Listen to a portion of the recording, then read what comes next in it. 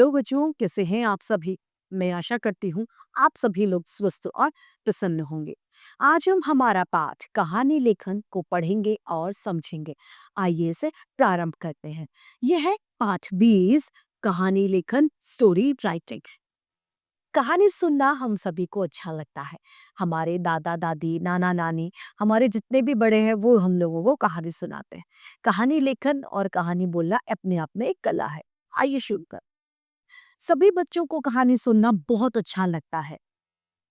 हम सभी ने दादी, नानी और माँ से अनेक परियों व राजाओं की कहानियां सुनी है। कहानियां अच्छा मनोरंजन करने के साथ साथ अच्छी अच्छी सीख भी हमें देती है। कहानी लेखन से हमारा शब्द भंडार व कल्पना शक्ति का विस्तार होता है। भाषा कौशल का भी विकास होता है। इसीलिए आप सभी भी कहानी लिखें।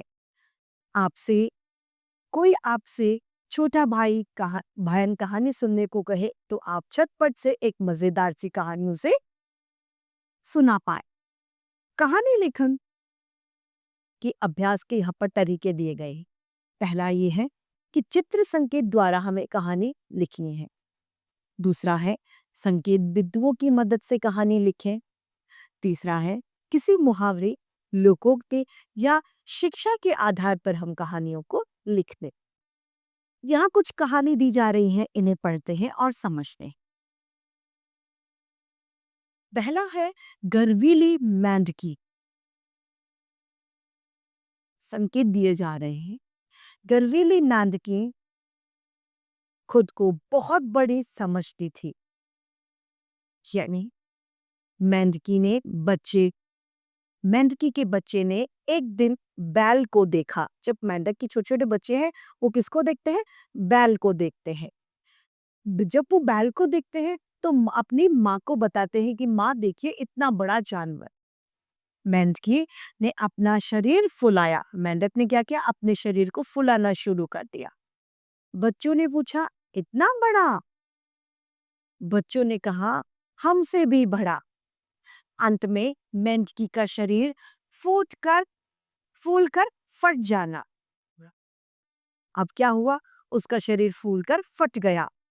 मेंढकी मर जाना और बुरा परिणाम निकलना।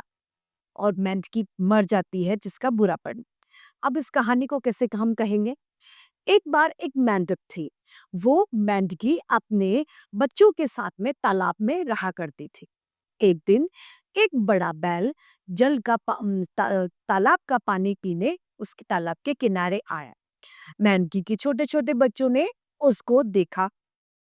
जब मेंढकी के बच्चों ने उस बैल को देखा तो मेंढकी के बच्चों ने अपनी माँ से कहा कि माँ देखो कितना बड़ा शरीर है इस जानवर का।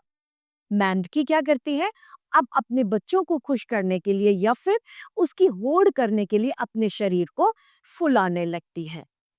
जिससे जिससे वो शरीर फुलाती है तो बच्चे खुश होते हैं। बच्चे कहते हैं और बड़ा करिए और बड़ा करिए। इस और के बदले में या फिर एक कंपटीशन की भावना अपने मन में लाने की वजह से मेंढकी अपने शरीर को फुलाती जाती है। आखिर में क्या होता है? उसका शरीर फूल कर फट जाता है और मेंढकी मर जाती है। जिससे क्या होता है? एक बुरा परिणाम सामने आता है। इसीलिए ये कहा जाता है कि हमें कभी भी किसी बात का अपना घमंड नहीं करना चाहिए या फिर किसी की होड़ हमें नहीं करनी। यहाँ पर अब संपूर्ण कहानी बताई गई है। संपूर्ण कहानी में लिखा है एक छोटे से तालाब में एक मेंढकी अपने बच्चों के साथ रहती थी। वह बहुत गर्वीली थी। वह खुद को बहुत बड़ा समझती थी। एक दिन मेंढकी के बच्चों ने बैल को तालाब पर पानी पीते हुए देखा। वह फटी आंखों से उन्हें देखता रहे। उसने मेंढकी से जाकर कहा, माँ आज मैंने बहुत बड़े जानवर को देखा। तब मेंढकी ने अपना शरीर फुलाया और पूछा इतना बड़ा? बच्चा बोला नहीं माँ, इससे भी बड़ा। मेंढकी ने शरीर को और फुलाया, फिर पूछा इतना बड़ा? बच्चों ने कहा नहीं, इससे भी बहुत ज्यादा। धीरे धीरे मेंढकी अपना शरीर को फुलाती चली गई। आखिरकार उसका शरीर फट गया और वह मर गई। किसी ने सच ही कहा है कि घमंड का बुरा ही परिणाम होता है। हमें कभी भी अपनी किसी भी चीज पर घमंड नहीं करना चाहिए।